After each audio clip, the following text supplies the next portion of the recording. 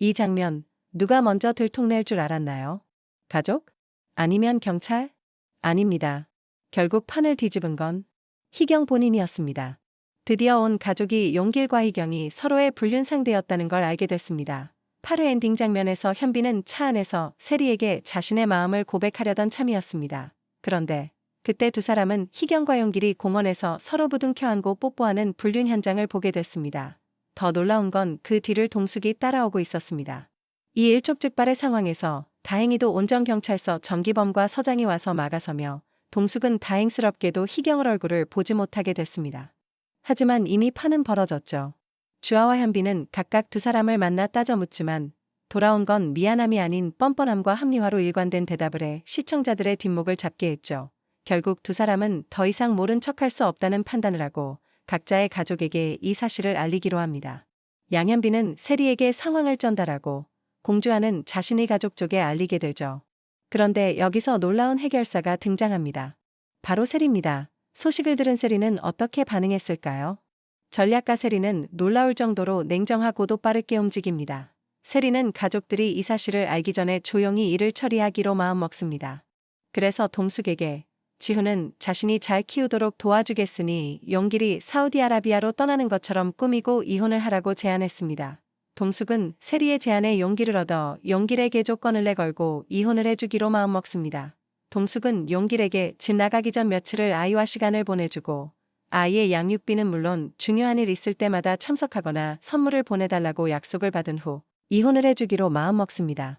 이 장면 보는 내내 가슴이 답답했어요.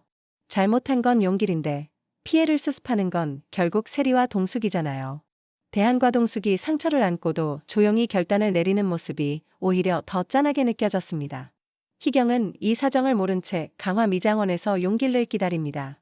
배신당한 공대한과 양동숙이 좌절하며 마무리하는 장면은 보는 이들의 가슴을 먹먹하게 했고 뻔뻔한 불륜 연기를 실감나게 하는 두 사람은 시청자들의 분노를 샀습니다. 과거 부모님의 외도와 가출로 인해 이미 깊은 상처를 품고 있는 대한과 동숙은 묘한 동질감을 형성해 앞으로 예상치 못한 감정선의 시작을 예고했습니다.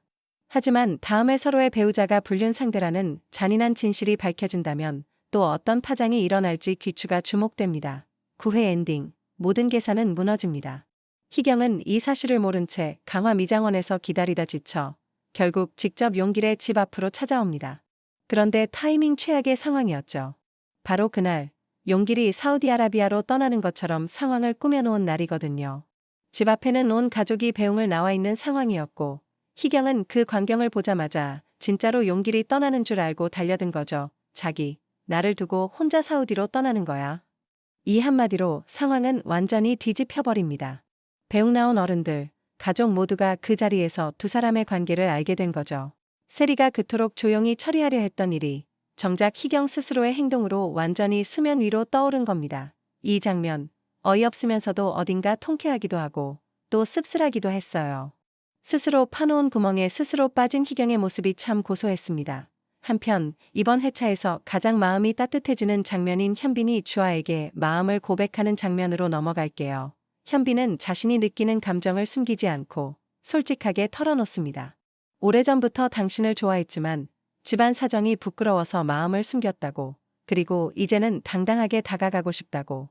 그리고 주아에게 당당하게 다가가기 위해 집안을 바로 잡겠다는 현빈. 이 말 한마디가 정말 많은 걸 담고 있잖아요.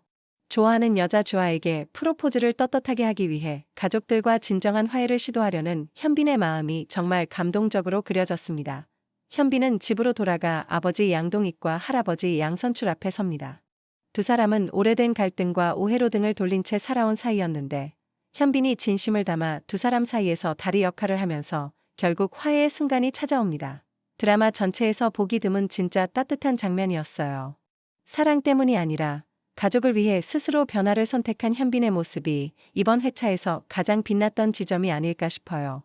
주아 역시 혼란스러웠던 마음을 정리하며 현빈의 진심에 귀 기울이기 시작합니다. 말은 다음에 대답해주겠다고 했지만 행동은 이미 대답을 한 거나 다름없죠. 세리는 자신이 남편 동익의 출세에 걸림돌이란 사실을 듣고 마음이 착잡해집니다. 동익의 콤플렉스와 오해는 봉합되기보다 자기 자신과 대중의 시선을 다시 세팅하는 과정으로 이어집니다. 원정시장 부회장으로서 상인들에게 도움되는 프로젝트를 실행하는 그의 모습은 왠지 코믹하면서도 귀엽기까지 합니다. 성민은 희경의 불륜이 더구나 그 상대가 공신애라는 게 공개되면 양가가 완전히 무너질 걸 알기 때문에 최대한 충돌을 막으려 모든 관계를 중재하려고 노력합니다.